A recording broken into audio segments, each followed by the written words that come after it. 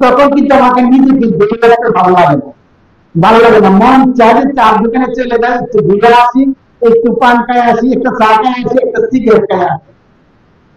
কিন্তু এই সিগারেট খাইতে গিয়া এই সর্বনাশ তারপরে চিকিৎসা হয় না।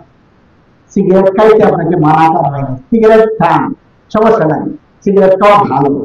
মানুষের বলে সিগারেট খাওয়া ক্ষতি না, ক্ষতি না, যারা সিগারেট খায় তাদের জন্য আমাদের সুখবর আছে, এটার মধ্যে একটা লাভ আছে, যে বড় বড় চাকরি সিগারেট যারা খায় এটাকে বিদায় খাই না, সিগারেট যারা খায় এখন যারা খায় মনে মনে করতেছে কি ব্যাপার, চাকরি কিছু শোনার দরকার, তাহলে শোনাই। চাকরির প্রধান এক নম্বরের প্রধান যে নাকি বেশি বেশি ধূমপান করবে তাদের কিন্তু পুস্তক আমার দিতে না। দুই নম্বরের প্রধান যে নাকি বেশি বেশি বিড়ি সিগারেট পান তামাক খাবে এর বলে কোনো চোখ ঢুকবে না। তিন নম্বরের প্রধান পরে তিন নম্বরের প্রধান যে নাকি বেশি বেশি বিড়ি সিগারেট খাবে অর্কিত হওয়ার কারণে যে জিনিসটা 3 টাকায় রাজি না, ওই জিনিস আল্লাহ তাআলা অল্প সময়ের ভিতরে খাওয়া।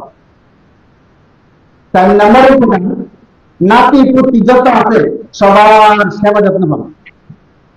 1 নম্বরের প্রধান ব্যক্তি যে নাকি বেশি বেশি সিগারেট খাবে ধূমপান করবে অল্প সময় বৃদ্ধ হয়ে যাবে, আর বৃদ্ধ হাতে লাঠি নিয়ে হাঁটবে, আর লাঠি ধরে কুত্তাদের কাছে আসবে, কুত্তায় কামড় দিতে না। 2 নম্বরের প্রধান এর সুদ দিতে না, ওই ব্যক্তি গুণের লাগে, গুণের বেলাও সে কাটবে, গুণের দিকেও কাটবে, চোরাই চুরি করতে একেবারে যাক না, এইগুলো তো হবে না, এগুলো দুর্নীতি বেলা কাম, এইগুলো শুরু দিত না। 3 নম্বর প্রধান ডাক্তারে কইল কি দেখে নিয়ে যাও, 2 মাস আছে যা খাওয়াই খাওয়াই, তখন নাতি বুঝি যারা ঢাকা থাকে ওইখান থেকে আঙ্গুর কয়লা নাশপাতি দেবে না, সবকিছু নিয়ে আইব, নানার লাগিয়ে দাদার লাগিয়ে তাই নিতে পার কাটি ইচ্ছা মতো লাগাই যাবে, ওদের জীবনে বিক্রি না খাইছে না, খালি বিড়ি খাইছে।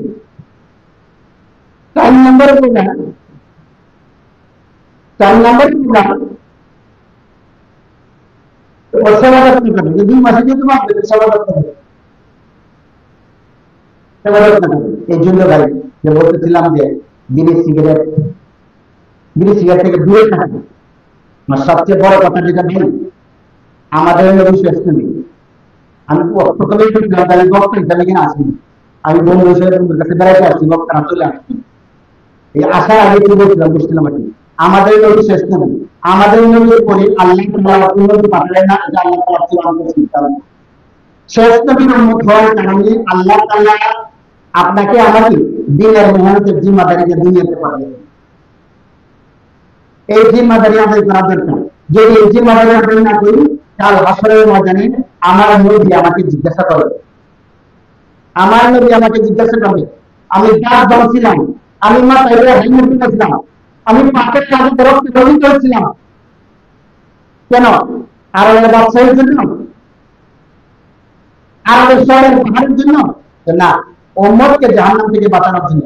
এই উম্মত তোমার চোখের সামনে আগে আসছিল না, সেই উম্মত তোমার চোখের সামনে যে জাহান্নাম থেকে রওনা হয়েছে, তুমি কি করেছো? এই জন্য ভাই আমি জবাব দেওয়ার পথ থাকবে না, আমার পথ থাকবে না। ছোট ছোট বাচ্চারা এই দিনের জন্য কি কোরবানি করেছে, দিনের জন্য কি কোরবানি করেছে, যে বাসি আনবে